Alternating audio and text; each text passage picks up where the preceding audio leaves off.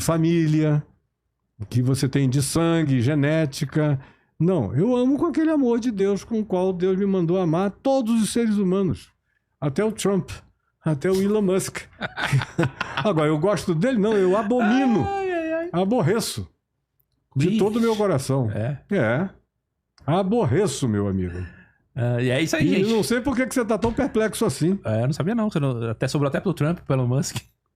Claro!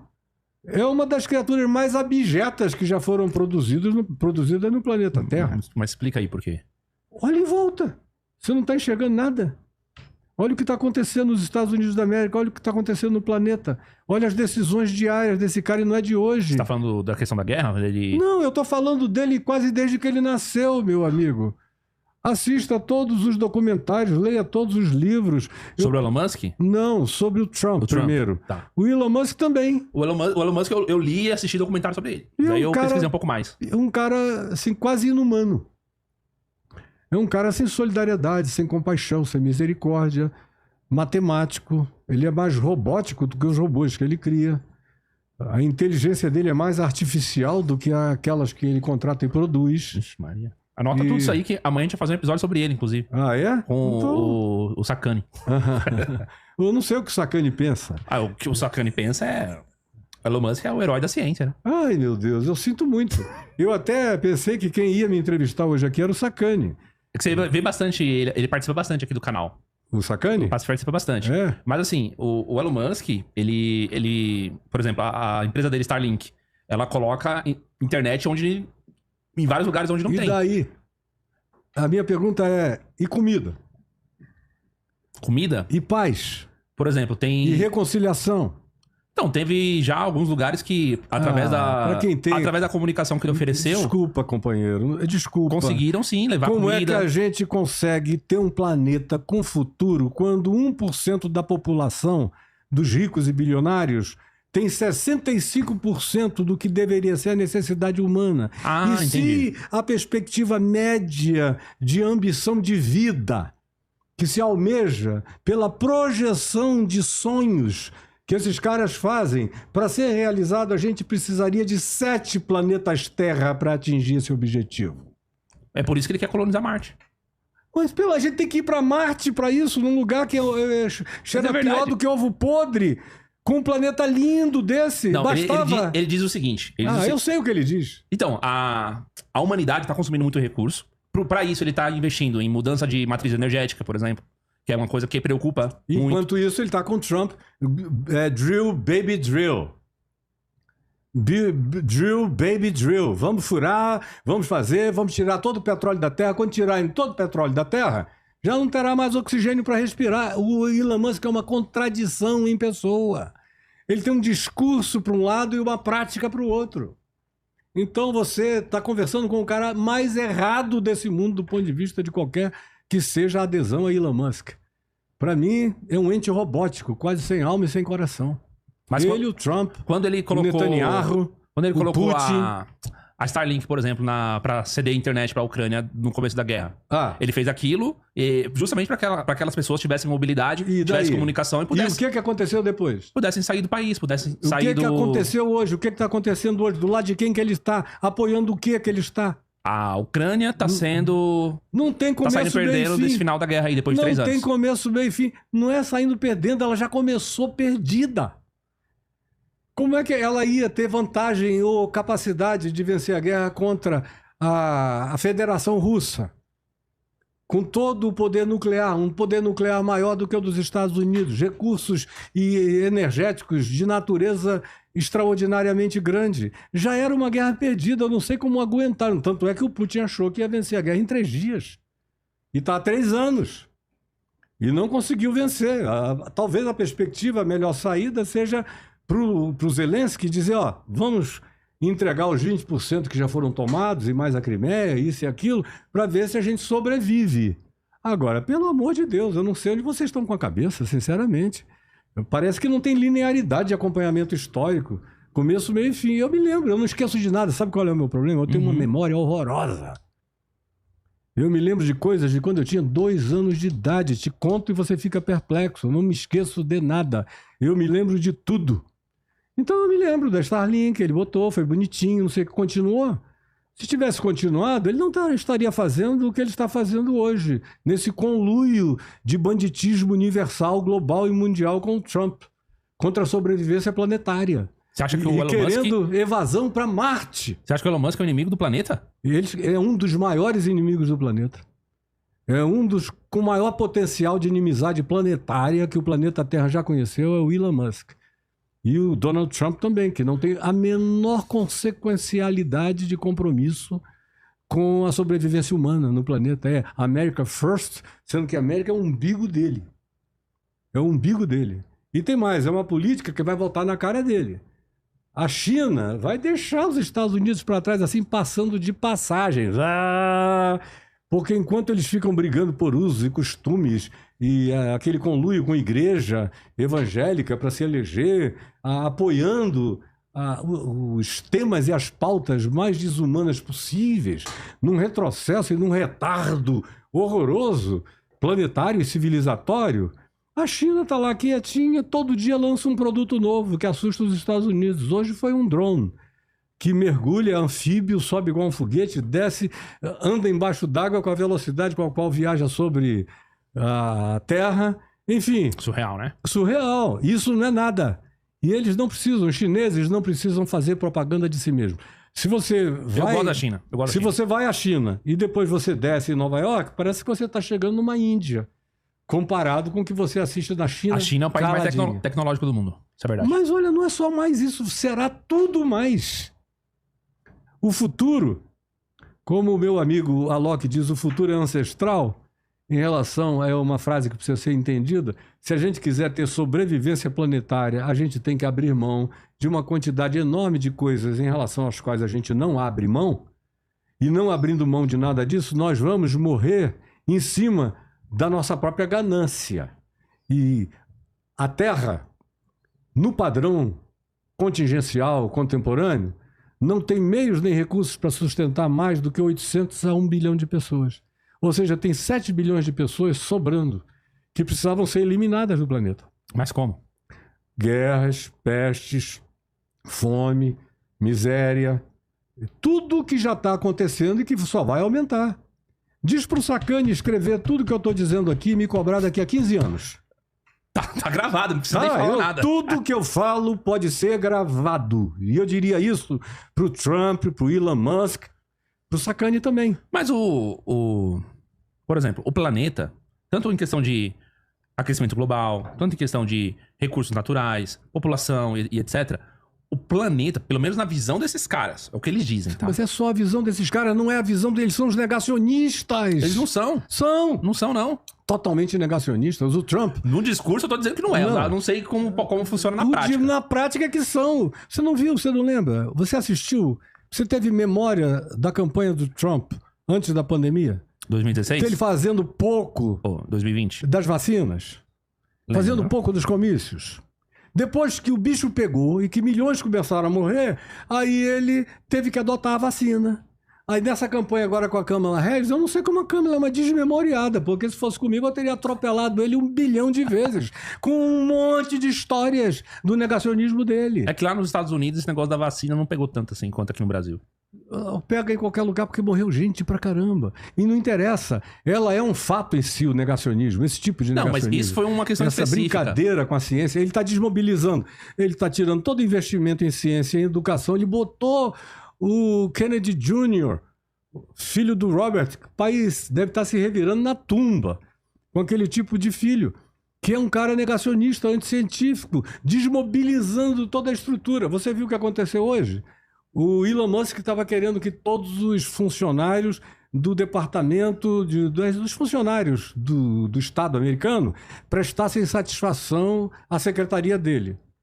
Pois bem, o Pentágono disse, olha, vira para lá porque daqui não sai informação nenhuma para você, o FBI, a CIA, quase todos os órgãos do Estado disseram, nós não vamos passar informação nenhuma para você. Quem controla, aí ele chama isso de Deep State, que é um inimigo. Esse pessoal precisa ter sempre um inimigo para culpar em relação a qualquer outra coisa, mas é a mesma psicologiazinha coletiva que eu não sei como gente tão inteligente não enxerga o óbvio disso tudo. Você achava que a Kamala era melhor?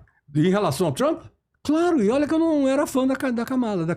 É. Eu não era fã dela, mas em relação ao Trump, o problema do Trump é a morte da humanidade. O cara não tem humanidade nenhuma. Não, no Gaza a gente vai fazer um resort. Aqui vai ser o melhor resort de todo o Oriente Médio e tudo. E aí o Egito vai dizer sim, a Jordânia também. Aí o Abdullah foi lá, falou não.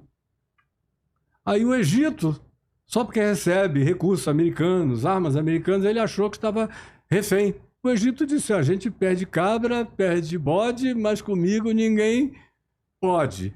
Fazendo com P o que o pessoal diz, fala Entendi. com F. Então, diz, não vamos fazer isso. O rei, o príncipe da Arábia Saudita, a mesma coisa. Falou, desculpa, nós somos mais árabes do que qualquer outra coisa. Vocês não vão fazer isso aqui, debaixo das nossas barbas. Aqui a gente vai conversar entre nós. Agora ele chega e pensa que é o dono do mundo. E eu acho absolutamente patético, ridículo, o cara chegar e dizer que o Canadá podia ser o 51º estado dos Estados Unidos. Você sabia que o Canadá já ganhou uma guerra contra os Estados Unidos e queimou a Casa Branca? Isso daí eu não sabia, não. Ah, então se informe. Sim. Essa semana a gente vai ter aqui um especialista em história e geografia, que é o professor Ricardo Marcílio. Perguntar pra ele a guerra que o Canadá ganhou contra os Estados Unidos e queimou a Casa Branca. Só porque a Dinamarca é pequena? Não, a Dinamarca não existe. Vamos pegar a Groenlândia para nós. Porque tem muito gás, petróleo, minerais raros, recursos ali. A gente toma. A gente vai metendo a mão. A ponto de a Califórnia quase querer se tornar um país independente dos Estados Unidos da América. Vê se pode. Isso para mim, incompreensível. Eu morei na Califórnia há algum tempo. Bonito lá, né? É bonito, como eu morei na Flórida há algum tempo. Você tava onde na Califórnia? Eu estava em Claremont, na Califórnia, em San Bernardino County, que fica perto de LA. Não era onde estava pegando fogo, não, né? Não, ali, aquilo tudo tem a ver com aquecimento global, que só piora, vai cada ano ficar pior. Como agora, você viu semana passada, Los Angeles embaixo d'água? Então, essas ciclotimias fazem parte do negacionismo. O Trump diz que não tem nada acontecendo no planeta Terra. Nada, não tem nada, tá tudo normal. Você me desculpe, meu amigo. Eu tô 100% aberto a te ouvir. Gostei. Me desculpe, mas eu não tenho condição, a minha consciência não tem preço. Nem a minha inteligência. Eu gostei das suas análises. É um negócio do qual ninguém abre mão, é grana, cara. É status. Aí aguenta. Pra não perder a mansão, não perder a casa, não perder isso, não perder aquilo. Mas nem toda mulher casada com pastor vive numa mansão, né? Nem todas vivem, mas as que não vivem numa mansão, frequentemente vivem uma vida melhor do que viveriam sem ser esposas do pastor. Como mulher do pedreiro, elas teriam menos do que como mulher do pastor, por mais pobre que o pastor seja. Em qualquer lugar, mesmo na favela, o status do pastor é maior. Que o do pedreiro. Do que o do pedreiro, do que o do marceneiro, do que o... Porque todo esse pessoal dá o dízimo lá na igreja do pastor, não importa quão pobre seja a comunidade. Então tem muita tragédia, como, por exemplo, a quantidade de suicídios no Brasil. Aqui não tem uma estatística, mas quem mais se suicida no Brasil são filhos de religiosos e pastores. O cara é gay, não pode dizer que é gay, porque o pai dele diz, eu te mato se você disser que é gay, eu desapareço contigo. Eu sumo com você, você é minha desonra, a menina é LGBTQI, qualquer outro mais que possa ser adicionado, ela não pode expressar nada disso, porque senão ela vai ser punida, ela vai ser espancada, ela é humilhada, ela é ostracizada, ela é colocada numa ilha desértica, ela é mandada para longe, a família não fala mais com ela é exposta à vergonha, nem todo mundo aguenta. Tem muita gente se matando por causa desses usos e costumes religiosos. Então essa coisa não é brincadeira. O que está acontecendo nos Estados Unidos, em todos os âmbitos, mas com o Trump de 4 para o Bible Belt, para o cinturão da Bíblia no sul, que foi quem praticamente desequilibrou a balança e o elegeu, e ele tem um compromisso visceral de manter os ordenamentos de costume desse pessoal moralista. Meu Deus, o que ele acabou de declarar, por exemplo, mulher não pode mais gay nas Forças Armadas, não pode mais isso, nem pode aquilo, coisas que já estavam superadas na sociedade americana há muito tempo. Só existem 2 gêneros. Só 2, ficou igual a ele- Damares.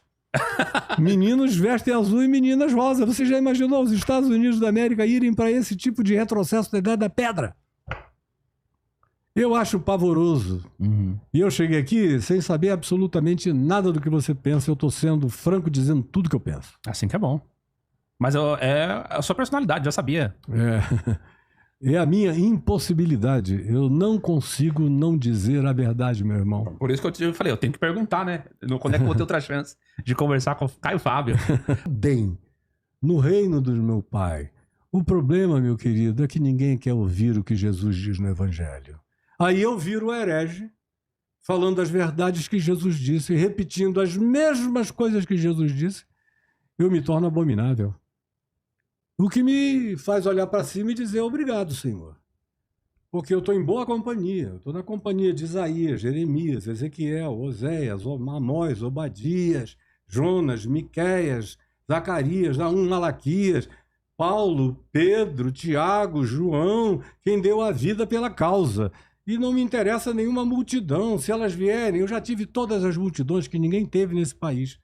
E chegou uma hora que eu disse, eu vou acabar vendendo a minha alma se eu continuar nessa conivência de presidir um grupo que não quer nada com o Evangelho de Jesus, só quer manipular esse nome. Então, em abril de 1998, eu cortei publicamente, escrevi dizendo eu estou desconectado para sempre de vocês. Não do Evangelho. Eu tive que deixar a igreja evangélica para poder ser fiel ao Evangelho e para poder praticar evangelicamente o Evangelho. Porque evangélico significa aquilo que carrega a qualidade do Evangelho. Sim. Aí você vê evangélicos. Qual é a qualidade de evangelho que tem nesse negócio aí? Tem a qualidade de bandidos, que alguns precedem a eles no reino dos céus. São menos bandidos, porque pelo menos são bandidos em seus próprios nomes. E não em nome de Jesus. Aí eu prefiro ficar sozinho. Eu sozinho sou uma multidão. Se eu andar com Cristo todos os dias da minha vida, eu garanto. Eu não tenho negociação a fazer com esse banditismo religioso. É isso aí, gente. Ó, pastor Caio Fábio aqui no Redcast. Pastor Carlos Alberto, da Comunidade de Graça. Muito. Você sempre e pregava dos na filhos sede. dele também. Legal. Uhum. O Papa Francisco é um homem de Deus, oremos por ele. Obrigado aí, Eduardo Passos. O acervo goiano, Caio, por mais paradoxal que seja, tudo indica que Trump conduzirá a questão da Ucrânia rumo à paz. Longe de achar que ele seja um homem misericordioso. Deus age de maneira estranha, não acha? Eu acho que Deus age de maneira estranha, mas não quando o cara anuncia e enuncia as propostas como maldades de uma natureza arrogante, nabucodonosoriana. O Trump é um Nabucodonosor contemporâneo, é um Senaqueribe contemporâneo, é um Nero, é um Calígula. Então nós vamos ver o preço que a Ucrânia vai pagar é ter que tirar as calcinhas. É humilhar aquele povo. Aí o cara vai dizer, vai levar a paz. Não, pode levar a cessação de bombardeios. Mas a contribuição da Europa vai ser infinitamente superior à do Trump. Eu tenho uma suspeição de que os Estados Unidos da América com o Trump vão terminar esses últimos 4 anos como um país empobrecido. Com a China dando saltos e galopes infinitamente superiores. Porque enquanto isso a China não está querendo comprar briga com ninguém, mas está se desenvolvendo de maneira superlativa em relação aos Estados Unidos da América. Acho que o Trump vai atrasar muito mais os Estados Unidos. É só escrever e esperar. Eu não estou profetizando, não. É só uma intuição de quem já viu muita história, já leu muita história, já viu muitos Trumps. Porque o Trump não é uma figura rara nem única. Ele é uma repetição das velhas e antigas arrogâncias humanas que estão sempre em estado de recorrência perversa. Bom, é isso aí, gente. É a opinião dele, tá? E aí, olha só. O Manowar falou o seguinte. Caio, não quero confrontá-lo e não estou defendendo o ex-presidente, mas a minha interpretação parece que você ameniza o estrago feito pelo PT, que diminuiu a expectativa e Eu a não qualidade... mencionei o PT aqui em nenhum momento. Que diminuiu a expectativa e a qualidade de vida de muitos. Não, eu acho que o PT do primeiro mandato do Lula, do segundo mandato do Lula, não se repetiu. Daí em diante, ele se fragmentou pra caramba, roubou. É inegável o que aconteceu. A Operação Lava Jato cometeu os seus erros e equívocos demonstrados na Vaza Jato e tudo mais. Agora, houve dinheiro que foi devolvido. Se foi devolvido, é porque foi tirado. Uhum. Agora, eu fiquei aqui... Quantas horas a gente está aqui? 3 horas. Pois é, eu não mencionei o PT uma vez. Cheguei a dizer dramática e veementemente que não me identifiquem com a esquerda, nem com a direita, nem com o centro, que o meu negócio é o evangelho. A minha política é a política das pautas de Cristo Jesus. Mas esse amigo aqui parece que não me ouviu. Ou não quis crer em mim. Aí já fica querendo, se você fala de uma coisa que foi horrorosa, a meu ver, horrorosa, aguentar assistir aquilo 4 anos, foi de uma dor humana, aquela desumanidade que eu tive que assistir, terrível. Agora, eu bati no Lula pra caramba, mais tempo do que bati no Bolsonaro. E olha que eu fui amigo do Lula 10 anos, intimamente amigo dele. Aham. Você tava com ele naquele primeiro mandato? Não, porque eu já tinha me separado dele em 1999 para 2000. Eita. Mas eu ainda fui... Ele pediu pra gente se encontrar no primeiro mandato e eu fui lá, ó, Palácio do Planalto, a gente... Enfim, eu recebo, eu acolho, eu converso. Se o Bolsonaro pedir para conversar comigo, eu vou recebê-lo. Essas pessoas vão morrer sem me entender. Porque o teto delas é muito baixo. E eu não sei de que altura Deus colocou o meu, ou talvez não tenha me dado nem teto. Ó, o Renato Garzilha falou o seguinte: Pastor Caio, sou espírita e tenho um grande respeito pelo seu trabalho. O senhor é um dos poucos evangelistas que respeitam a inteligência do interlocutor e que gosta de ouvir falar. Amém. Deus abençoe. Amém. Deus te abençoe também.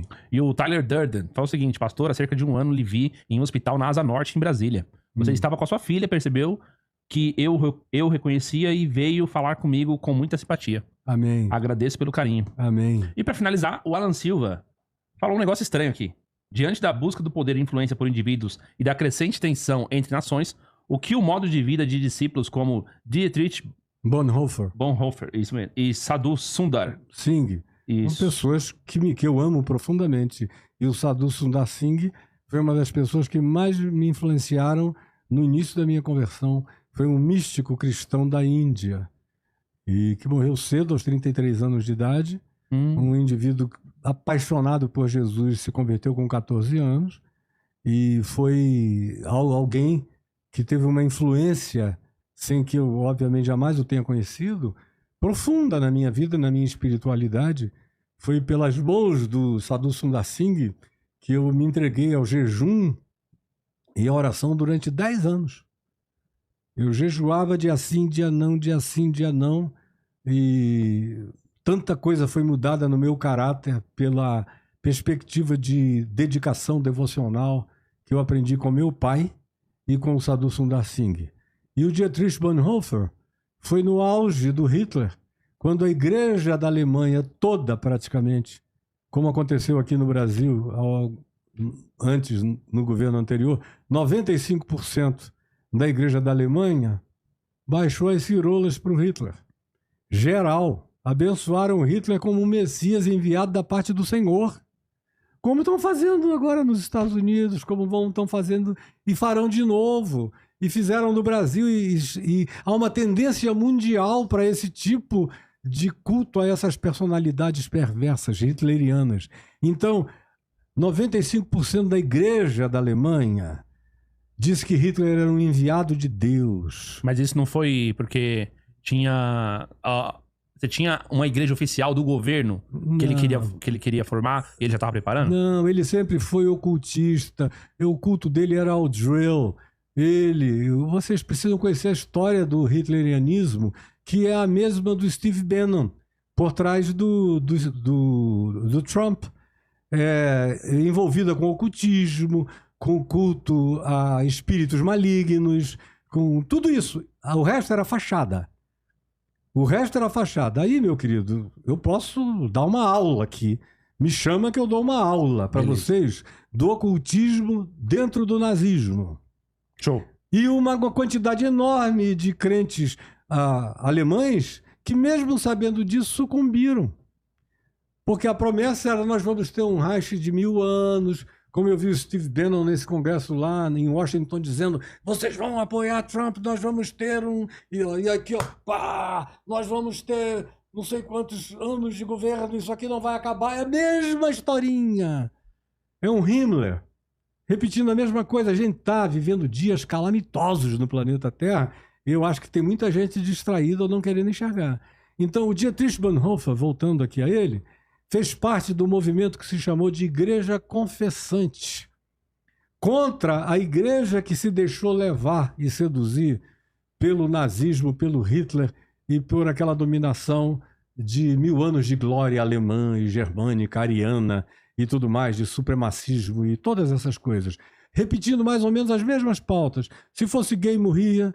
Naquele tempo, o judeu não era todo judeu que morria, não. Porque houve um acordo com Hitler de que só interessava matar os judeus que não quisessem ser sionistas.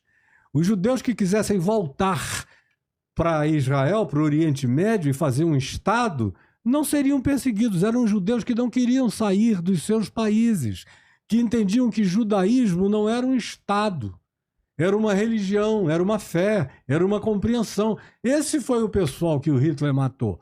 Houve uma quantidade enorme de outros que fizeram isso tudo é história, que fizeram conluio com Hitler e que foram poupados dos campos de concentração e outra coisa. Foram os ortodoxos, foram os crentes de verdade do judaísmo os que foram colocados naquelas situações. Mas os que fizeram acordos e escaparam de outros modos e aceitaram as benevolências hitlerianas para começarem a voltar, para sair daquele lugar e voltarem para um outro chão, aí foram os palestinos que sofreram e sofrem até o dia de hoje. Não começou em 1948. Antes de 48 já tinha gente voltando e começando a dominar e a massacrar. De 48 para cá o negócio foi muito mais feio. Mas aí, pois bem, o Dietrich Bonhoeffer se levantou contra e foi para a cadeia e foi executado porque... Se levantou contra o regime de Hitler. O regime e mais... Em que ano?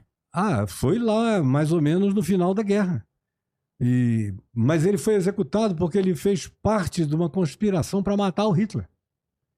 Para ele foi um negócio tão grotesco, e se você ler os livros dele, ele tem vários livros respeitadíssimos. Ele era teologicamente um indivíduo profundo, comprometido com o evangelho, mas ele disse que o que ele estava vendo era tão insuportável. Ele disse: eu me acerto com Deus, mas eu não consigo ver tantas milhões de pessoas serem liquidadas todos os dias e ficar quieto e calado. Aí ele acabou preso. Na véspera da morte dele, ele pediu pão e vinho para servir a ceia do Senhor para prisioneiros que estavam na cadeia como ele e que iam ser também executados. Aí ele recebeu bolos de caca, de cocô, de bosta humana e de urina para ser servido, um como pão, outro como vinho. E no dia seguinte ele foi executado. E somente agora, a história é muito atrasada, somente agora, anos e anos depois, é que o Dietrich Bonhoeffer está começando a ser recuperado em alguns lugares do mundo, porque até mesmo isso, só porque ele se levantou contra Hitler, houve uma quantidade enorme de seminários que não admitiam os livros dele, nem o ensino dele, nem a teologia dele, porque ele se levantou contra a autoridade do Estado, que acaba sendo um Deus maior do que Deus. Quando Pedro disse, quando o Estado mandou, quando o status quo judaico mandou que ele negasse o nome de Jesus, ele falou: me matem, porque para mim antes importa obedecer a Deus do que aos homens, mas nós não vamos parar de testemunhar o evangelho. Continua tudo igual, o mundo gira, gira, gira, a tecnologia se desenvolve, mas a estupidez humana parece ser incurável. É terrível. Muito triste. É triste, triste mesmo. É isso. Muito obrigado, pastor. Meu querido, muito obrigado a você. Eu que agradeço sua participação, seu conhecimento, seu tempo, né? Excelente conversa hoje, espero que você tenha gostado também. Eu gostei também, gostei de todas as perguntas que você me fez, gostei de você também ter sido sincero com relação àquilo que você crê, ou pensa, ou imagina, porque eu vou a muitos podcasts onde eu parei de ir, porque eu vejo que o entrevistador chega lá um cara e diz que isso aqui é pedra. Aí ele diz: é pedra. Aí vem um outro, chega e diz assim, não, isso aqui é papel. Meu Deus, é papel! Aí vem um outro e diz, não, isso aqui é ouro. Não me diga que é ouro. Aí eu vou num podcast desse uma vez, 2 vezes, 3 vezes, quando eu começo a ver que tanto faz como tanto fez, e não vai ter nenhum tipo de antítese confrontadores, ele me explica porque eu não creio nisso, e aí eu paro de ir.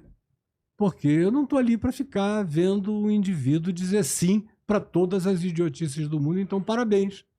Gostei de ter sido questionado Agora sim. e confrontado. Fiquei mais feliz Muito ainda. obrigado. É isso aí. Gente, pra mim foi uma satisfação total, que eu sempre quis conhecer o pastor Caio Fábio, tá? Então, eu espero que vocês também aproveitem esse episódio, tá? Assistam até o final,